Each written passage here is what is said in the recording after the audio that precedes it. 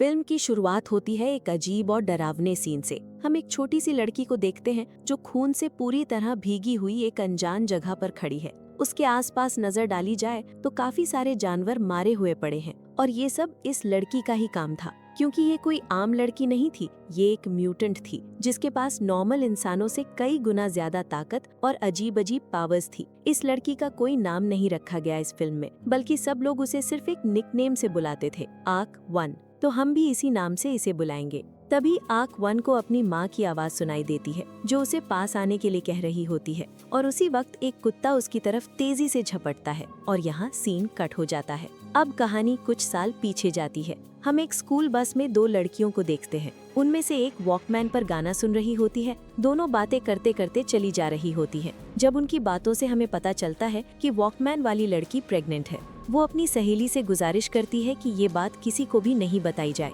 उसी वक्त बस में बैठा एक अजीब मर्द लगातार उस प्रेग्नेंट लड़की को घूरता रहता है। थोड़ी देर बाद बस ड्राइवर बस को एक अनजान रास्ते की तरफ मोड़ लेता है और उससे पहले कि कोई कुछ समझ पाए, कुछ लोगों ने मास्क पहने हुए अंदर जहरीली गैस फैला दी। एक पल में सब बेहोश हो गए, प्रेग्नेंट लड़की भी। जब उस लड़की की आंखें खुली तो वो खुद को एक अजनबी जगह पर पाया। सामने थे डॉक्टर विक और उनकी बहन। टीवी पर खबर चल रही थी कि स्कूल बस एक खाई में जा गिरी और उसमें सवार सब लोग हलाक हो गए। ये देख के लड़की रोती रही। फिर उसने डॉक्टर विक से पूछा कि उसे यहाँ क्यों लाया गया है। उसने ये भी बताया कि वो प्रेग्नेंट है, इसलिए उसे जाने दिया जाए। लेकिन डॉक्टर विक ने ठंडी और बेपरवाह आवाज में कहा कि उसे पहले से पता था कि वो प्रेग्नेंट है, और एक नहीं बल्कि ट्विन्स हैं वो, और इन्हें वो अपने एक्सपेरिमेंट में इस्तेमाल करेंगी ताकि ज्यादा क्लोन्स बनाए जा सके। ये सुन के लड़की के पास कोई जवाब नहीं था। कहानी वापस आज के वक्त पर आती है। हम कुछ फर्स्ट जनरेशन म्यूटेंट्स को देखते हैं जो मिलके एक लैब में घुसते हैं और डॉक्टर विक के बनाए हुए सारे मॉन्स्टर्स को खत्म कर देते हैं, क्योंकि यही उनका मिशन था। वो अपना काम करके वहाँ से निकल जाते हैं। लेकिन जब वो लोग चले गए तो वहाँ एक लड़की पीछे रह गई जो पूरी तरह खून में नहा चुकी थी। मगर हैरत की बात ये थी कि वो फिर भी चलने फिरने में कादिर थी। तभी अचानक उसे सिर में एक शिद्दत का दर्द उठता है और हम देखते हैं कि उसके इर्द गिर्द रखी सारी चीजें हवा में उछने लगती हैं। ये उसकी पावर थी जो बाहर आ रही थी। उसी वक्त उसे अपनी माँ की आवाज भी सुनाई देती है। यही थी आर्क 1, फिल्म की शुरुआत वाली वही लड़की। आर्क 1 तेजी से चलती हुई सड़क पर आ जाती है। एक तेज रफ्तार गाड़ी एकदम उसके करीब से गुजरती है, लेकिन वो बिल्कुल नहीं डरती, सीधी खड़ी रहती है। गाड़ी वाले आगे जाके रुक जाते हैं और फिर रिवर्स करके उसके पास आ जाते हैं। अंदर काफी सारे गुंडे थे। उनका एक यंगस्टर था जो क्यून ही नाम की एक और लड़की को किडनैप करके मारने ले जा रहा था। जब यंगस्टर ने आर्क 1 से कुछ पूछा तो वो खामोश रही, इसलिए उसने आर्क 1 को भी पकड़ लिया, सोच के कि अगर इसके पास उनकी नंबर प्लेट की कोई इन्फॉर्मेशन है तो ये उनके लिए मुश्किल खड़ी कर सकती है। क्यून ही ने इन सब को कहा कि आर्क 1 को छोड़ दें क्योंकि इसका कोई कसूर नहीं है, लेकिन किसी ने एक बात नहीं सुनी। फिर उन्होंने आर्क 1 को भी तकलीफ देना शुरू कर दिया, और तब आर्क 1 ने अपनी पावर्स का पूरा इस्तेमाल किया। जो कुछ भी हुआ वो इतना भयंकर था कि देखने वाले आंखें फाड़ के रह गए। गाड़ी का बुरा हाल हुआ, लेकिन आर्क 1 और क्यून ही दोनों एकदम सही सलामत थी। आर्क 1 ने क्यून ही से पूछा कि कोई मदद चाहिए। क्यून ही ने एम्बुलेंस मंगवाई। आर्क 1 ने उसके हाथ में फोन थमा के वहाँ से चली गई। कुछ देर बाद आर्क 1 ने अपने अंकल को कॉल किया। वो आए, लेकिन इतने में आर्क 1 की नाक से खून निकला और वो वहीं बेहोश हो गई। क्यून ही और उसके अंकल ने आर्क 1 को अपने साथ ले लिया। क्यून ही के अंकल एक वेटरन थे, मतलब जानवरों के डॉक्टर। उन्होंने आर्क 1 के जिस्म से सारी गोलियां निकाली, लेकिन काम करते वक्त उन्होंने कुछ अजीब नोटिस किया। जख्म अपने आप भर रहे थे। वो शराब के नशा में थे, इसलिए सोचा कि आंखों का वहम है। दोनों की बातों से पता चला कि योंगडू नाम का एक बदमाश इंसान क्यून ही की जमीन जबरदस्ती खरीदना चाहता था ताकि वहाँ रिजॉर्ट बना सके, लेकिन क्यून ही तैयार नहीं थे, इसलिए योंगडू ने उसे मारने की सोची। आर्क 1 ने जान बचाई, इसलिए क्यून ही ने फैसला किया कि वो आर्क 1 को अपने घर ले जाएगी। दूसरी तरफ एक और म्यूटेंट आदमी डॉक्टर विक से मिलने आया और उसने कहा कि किसी ने फैसिलिटी पर हमला करवा के आर्क 1 को आजाद कर दिया है। उसे शक है कि ये डॉक्टर विक की बहन का काम है, क्योंकि वो पहले भी ऐसा कर चुकी है। डॉक्टर विक ने साफ मना किया, बोली कि वो कभी नहीं चाहेंगी कि दोनों बहनें एक जगह मिले। इधर एक और औरत की एंट्री होती है, जू योहान नाम की एक एक्सट्रीमली खतरनाक म्यूटेंट। वो अकेले एक दूसरी फैसिलिटी में घुसी और अंदर के सारे म्यूटेंट्स खत्म कर दिए। उसके साथ उसका पार्टनर जेम्स भी था, जो खुद भी एक म्यूटेंट था। दोनों की बातों से पता चला कि जू योहान डॉक्टर विक के लिए काम करती है और उनके लिए काफी सारे टारगेट्स खत्म करती आई है। जू योहान ने भी अपने जख्म अपने हाथों से खुद ही निकाले और वो भी अपने आप भर रहे थे। ये बात साफ कर रही थी कि जो योहान भी टॉप लेवल म्यूटेंट्स में से एक है। दोनों डॉक्टर विक से मिले। विक ने कहा कि आर्क 1 को ढूंढ के खत्म करो क्योंकि वो भी जो योहान जैसी ही तहरीकबाज म्यूटेंट है। साथ में एक ट्रैकिंग डिवाइस भी दिया जिससे आर्क 1 की लोकेशन ट्रैक की जा सकती थी क्योंकि पहले ही से उसके जिस्म में चिप लगा दी गई थी। जब जो योहान और जेम्स वहां से निकल रहे थे तब उन्होंने नोटिस किया कि कोई उनका पीछा कर रहा है। जेम्स ने दोनों पर अकेले करके निपटा।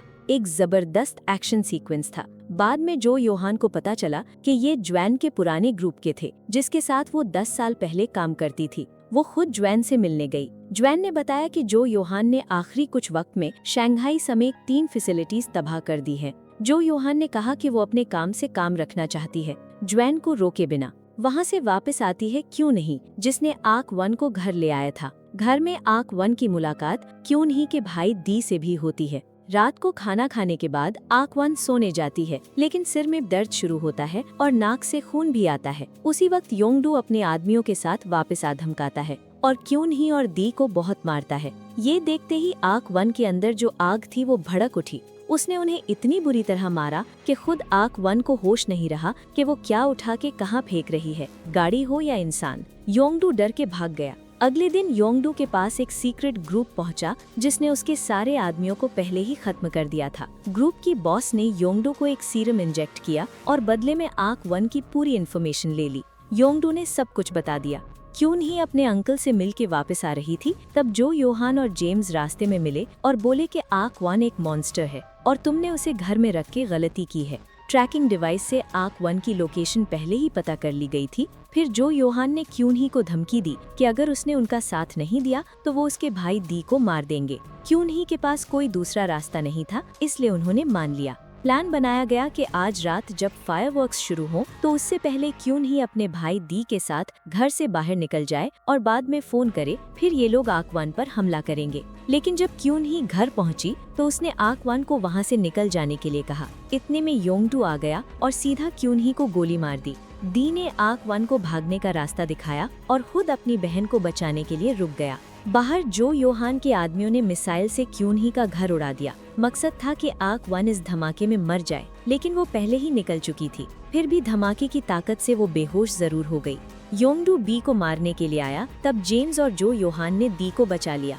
दूसरी तरफ सीक्रेट ग्रुप की एक लड़की ने मिसाइल वाले आदमी से लड़कर उसे खत्म किया। जो योहान ग्रुप की बॉस से लड़ने लगी। जेम्स बाकी 2 म्यूटेंट से भिड़ा, लेकिन वो दोनों बहुत भारी थे। दोनों ने जेम्स और जो योहान को इतना मारा कि लगता था दोनों खत्म हो गए। तब आर्क 1 को होश आया। वो जेम्स और दी को ढूंढने वापस आई। वहाँ पहुंची तो दोनों गोलियां लगने की वजह से मार चुके थे। आर्क 1 के आंखों के सामने ये मंजर था और फिर उसकी पावर्स इतनी तेजी से बढ़कर बाहर आईं कि रोकने का सवाल ही नहीं उठता था।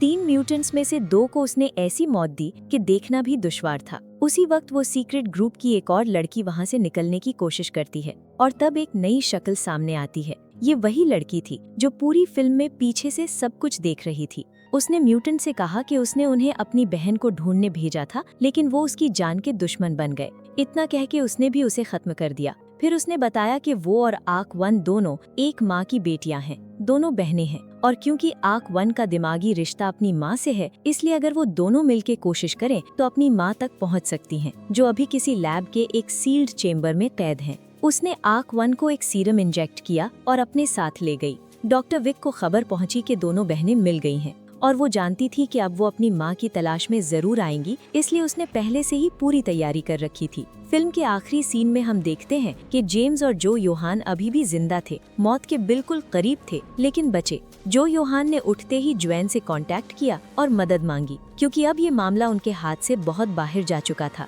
ज्वैन तैयार हो गया और यहाँ फिल्म खत्म हो जाती है। दोस्तों, ये मूवी देखने के बाद दिल में काफी सारे सवाल थे। दोनों बहनें कौन हैं? उनकी माँ कहाँ है? डॉक्टर विक आखिर क्या चाहती है? इनमें से एक का भी पूरा जवाब नहीं मिला, लेकिन एक बात पक्की है कि अगली किस्त में ये राज जरूर खुलेंगे। वीडियो पसंद आई तो लाइक जरूर करना, चैनल सब्सक्राइब कर लेना। अगली वीडियो में मिलते हैं।